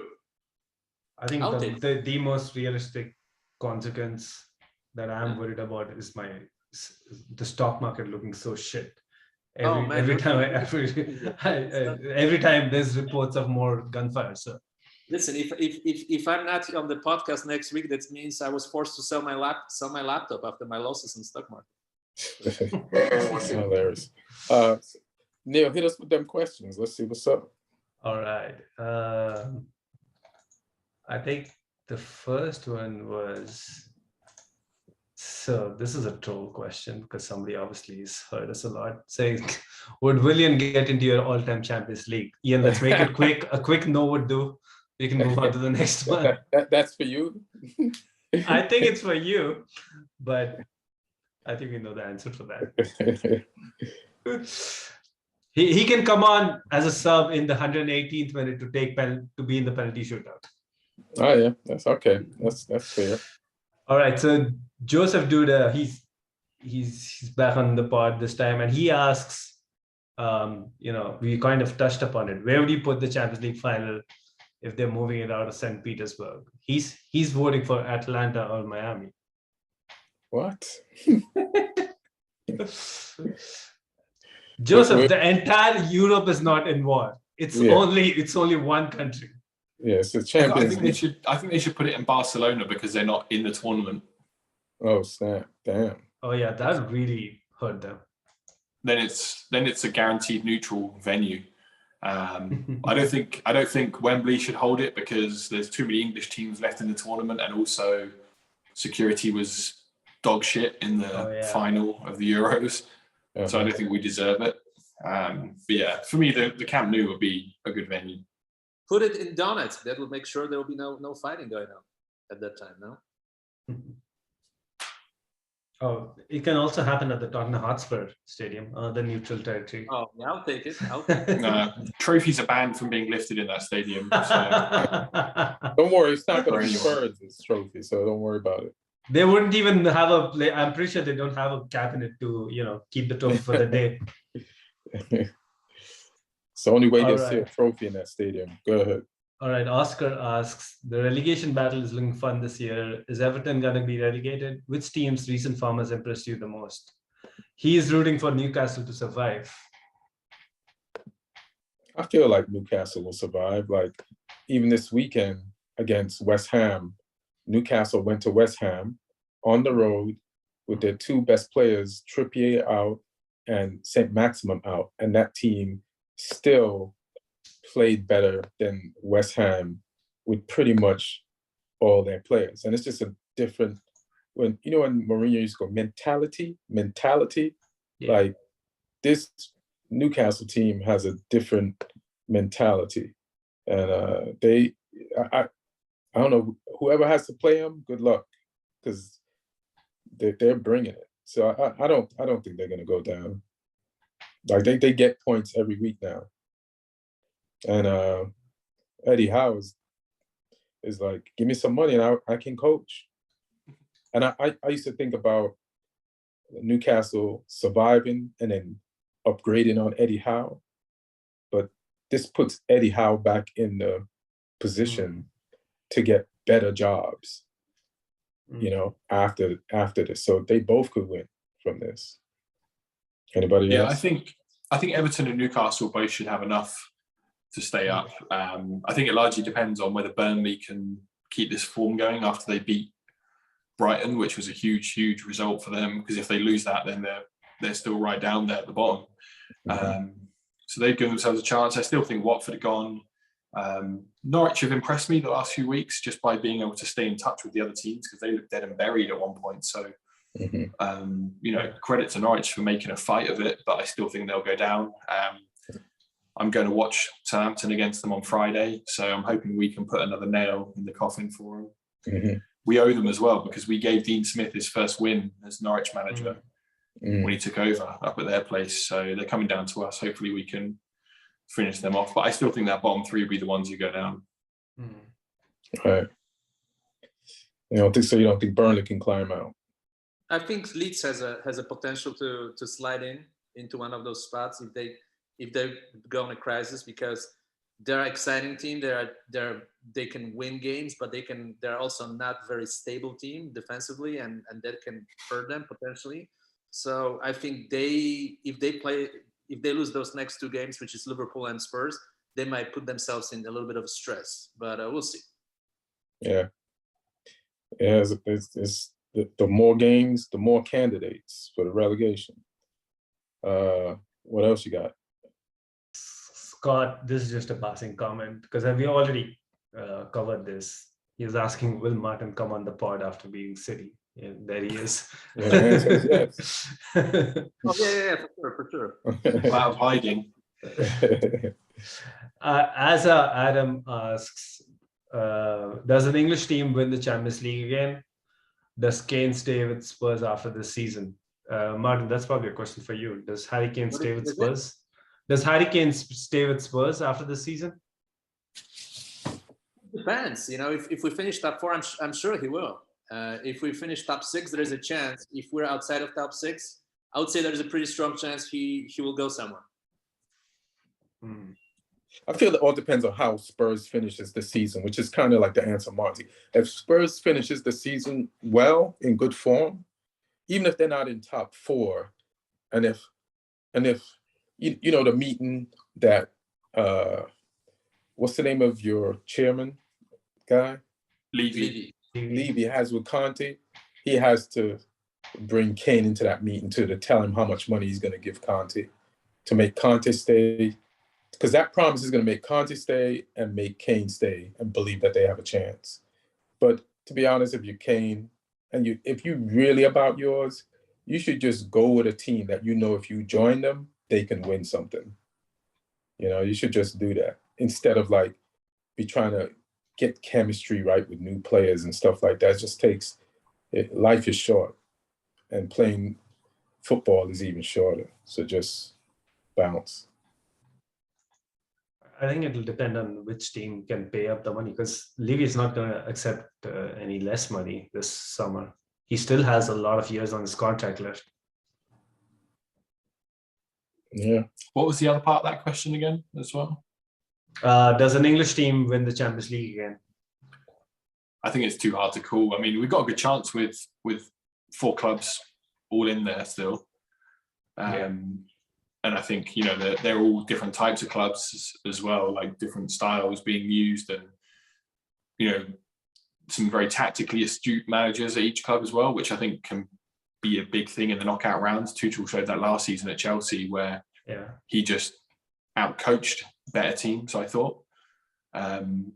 So yeah, it's big, and you've got teams like Liverpool come up big in big moments in Europe quite often. City have got lots of quality. Chelsea have got a little bit of everything if the players are firing. And Man United, have got big game players as well. So who the hell knows? But I think there's a good chance of at least one of them making a final. Yeah. I mean, if you play the numbers game, I think United hasn't played yet in the knockout, but the 3 teams that have played, they've put themselves in a great position to be in the last 8. So there's a good chance that at least one of them makes the final. Yeah. All right. I felt this is a pretty good question from Biff, who asks, how would the best MLS team fare in the Premier League? That last. That's how we fare. Which is the best Premier League, best MLS team right now? The All-Star team? Portland Timbers. I mean, the MLS New York won the championship. Oh, sorry, NYFC. Yeah, NYFC won. Yeah, NYFC won. They wouldn't be allowed in the league anyway because they're owned by Man City. So yeah. And listen, the by far best player. If he was that great, would be playing Premier League right now, and he's not. So here you go. The best player MLS had in the last 5 years potentially went to Newcastle, and it's not setting the Premier League on fire. I think that's a good way to see, like, if your players are not able to make the jump to Premier League, individual players are not able to make a jump. It's kind of tough to see an entire team, hypothetically make that jump. MLS is really struggling. I mean, it's competitive because it's changed from the league that exports old players with big naming to the league that imports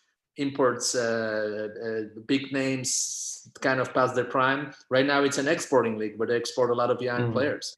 I was watching the Salzburg game against Bayern Munich, and there's Aronson on Salzburg team who just played recently in MLS. There are a few more constantly peppy now, so there's going to German teams, they're going to Dutch teams, they're going to some other teams, but I wouldn't say there's much of a movement the other way around. You have Juan Gonzalo Higuain, now Douglas Costa, who is way past his prime, signed with Galaxy. Shaqiri, with whom I'm actually going to talk tomorrow, is just signed with Chicago Fire, but those are not like players at their prime that are at the top of their games. Neymar is saying that at some point he wants to play in the MLS, but no, man, I mean, that doesn't really change anything in my opinion.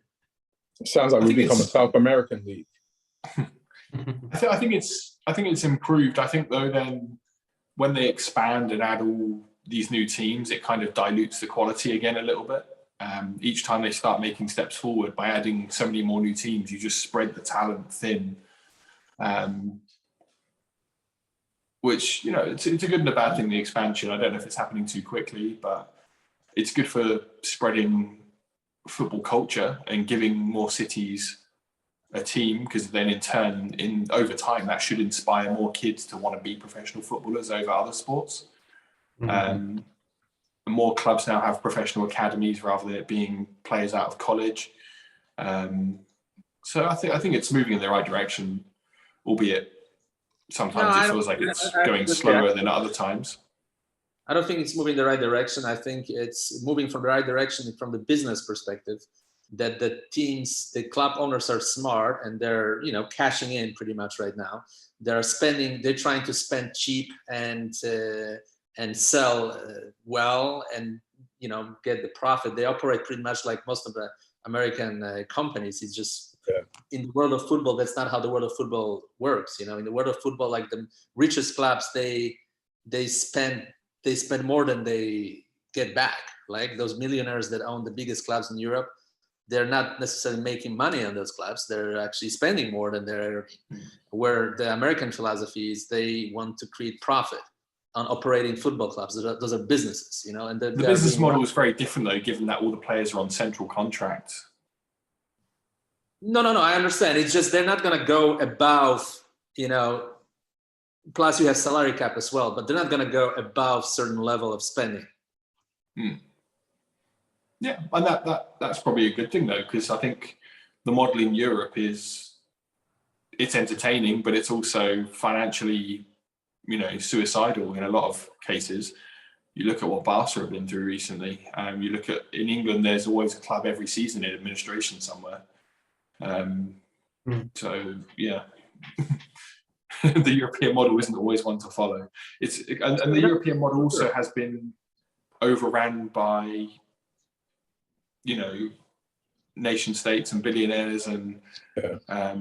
Yeah, that's the point. Like that it's just there are different reasons why they get into football. They get into football because it's exciting for them. They have so much money that they just want to own the team. That's an ego thing also, for a lot of owners. And then they have deep pockets and they can do whatever they want to do. Where in America now they try to run those clubs.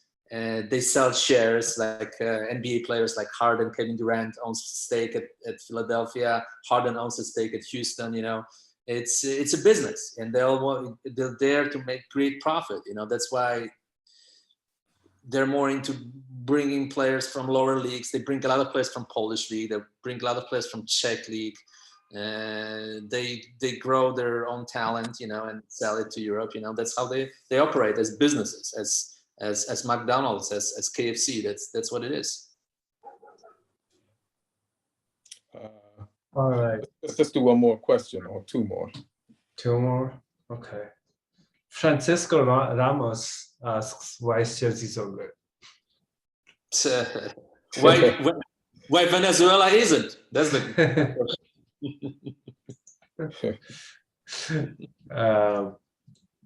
all right. Somebody had a good question. Oh, okay. Kyle McCreevy asks, what would be your dream quarterfinal matchups for the UCF Champions League dream quarterfinal matchups? Look at who's available and see. So we have the three English teams who look like they're gonna go through. Whoa, bro. No, because United hasn't played yet. I know, but you still sound confident that we're not going to go through. No, I mean, I wouldn't have been confident of us too until today's result happened. You thought you were going to lose to Lille?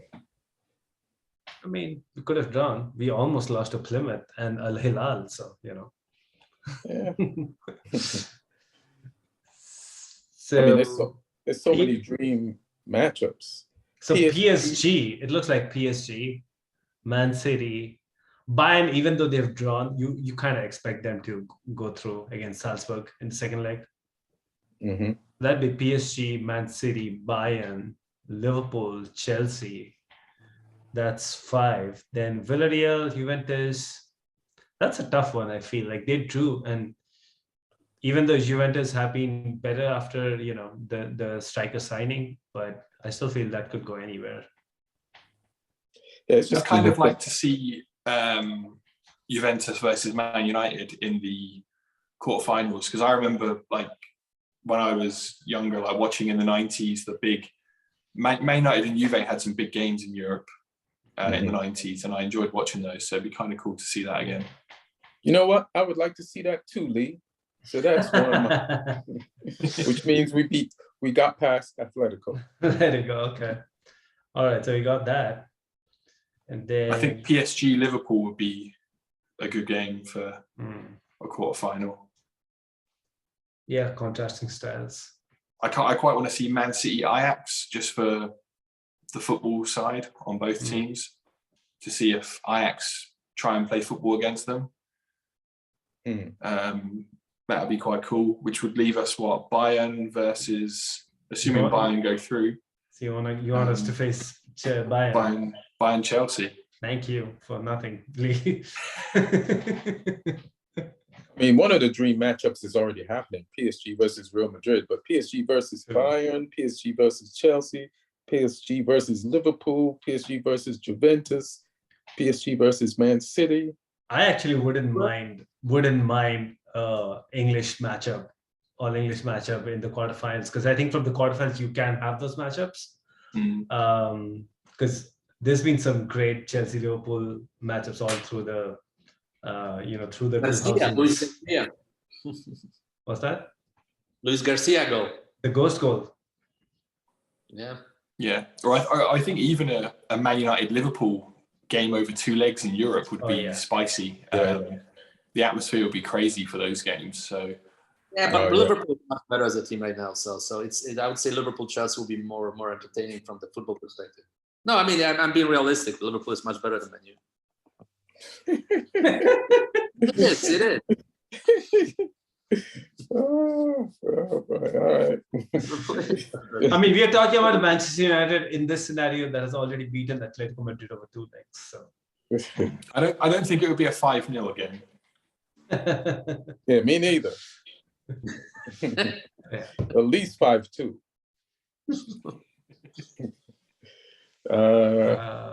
One more and then we bounce. All right.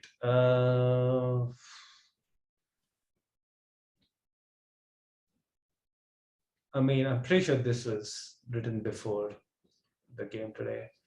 So Austin Leffler asks, why when a player scores, do we disregard the other 89 minutes they played like garbage?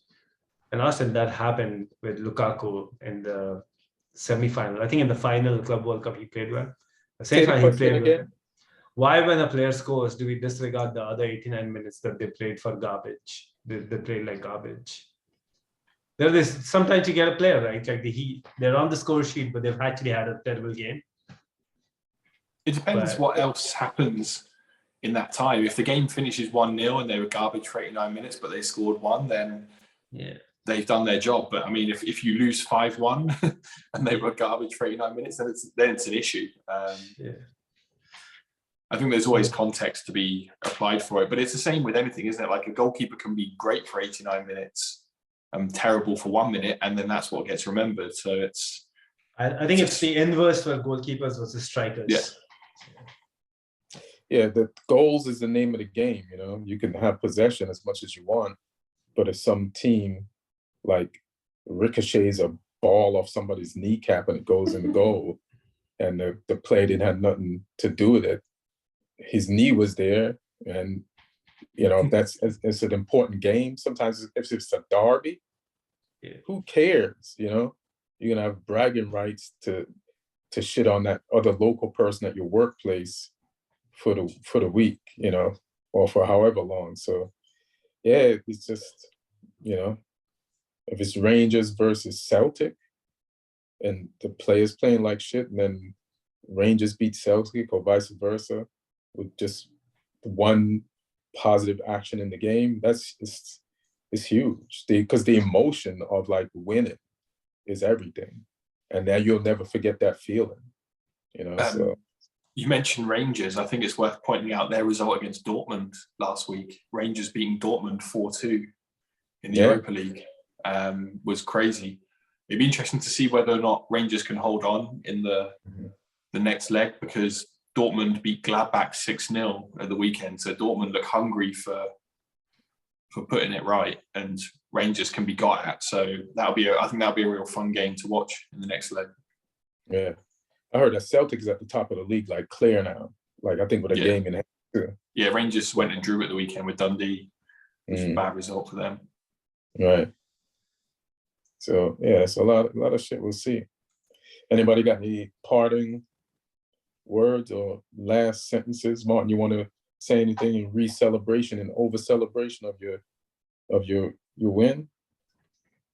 I just hope it's going to be a turning point for Tottenham for the rest of the season, and Conte will bring the best out of this group, and then he will reevaluate. I would say just one thing, because we spoke about it, Ian, yesterday in private. It's kind of sad when I look at Dele Alli. You know, he went to Everton, and I remember him being one of my favorite players. And you know, you don't see the hunger, you know, for a while. You just don't see that passion. And hopefully he'll find passion, because I don't want to give up on him completely. You know, even if he's playing for a different team, I want to see some excitement from Dele Alli, and there's no excitement, and it's sad, you know, and it's really, really sad. But it looks like we made a good decision here, and it looks like the team is slowly changing in the right direction. I like the Betancourt signing. I like Kuleski. He's a little bit of a wild card. Hopefully those two guys will be consistent, and we add up in the summer, and we'll go for it next year. That's funny. In the middle of the season, we'll go for it next year. It's past the middle of the season, and it's a transitional season. Listen, that's not his team. It's not his team. All that coach hunting you did at the beginning of the season, and now it's a transitional season. Well, listen, hunting works like sometimes you hunt a rabbit, and then a big deer comes through, and you have to make a change. I mean, I guess, bro. Anything, Lee? Anything, Neil? Just I hope Spurs lose to Burnley tomorrow night. No, I'm hoping, because I'm at Southampton Norwich on Friday, and I haven't seen us lose this season.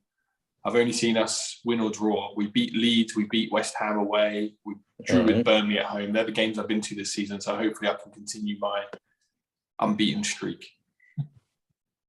Shit, I might watch the Burnley game tomorrow instead of our Champions League game, because it's just as important. But now I'll watch the Champions League game, and then I'll check out. Maybe getting a Burnley shirt with Weghorst on the back for tomorrow. Oh yeah. And he's warming up. He's getting used to this league. Good luck, Martin. You're about to see. Where is he from? What country? Holland. Yeah. You're about to see the Dutch Kane. He's about to throw Eric Dyer around tomorrow. Slam Eric Dyer. Yeah. Anything you got, Neil? No, really excited about the League Cup final coming up this weekend. Oh yeah, so it's Chelsea versus Liverpool. Damn. And Liverpool has a chance to win the quadruple, right? Because they're in the FA Cup. Yes. They can win the league, and then we can win Champions League. Yeah. So let's see who wants this more. Yeah, I hope we go for it. Today was a little bittersweet because Kovacic and Ziyech, who both look really good, they both limped off with bad injuries. It looks like bad injuries. And we already have, a couple of other folks who are out. So I don't want us to again have to experiment versus Liverpool. Is Jorginho fine? Jorginho is fine. Yeah. And Mount is fine. I was looking at Mount is not fine, because Mount, I think they're trying to get him fine for the League Cup final because he had an injury. I think in the final of the Club World Cup. All right. And Reece James hasn't yet trained with the team, so you never know if he can make it back. He's supposed to be back anytime now, but it just looks like he's had a little bit of a setback in his recovery. All right.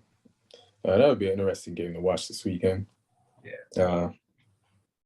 Well, all right, guys. Martin, glad you showed up. It's been a minute, and you picked the right time to pull through.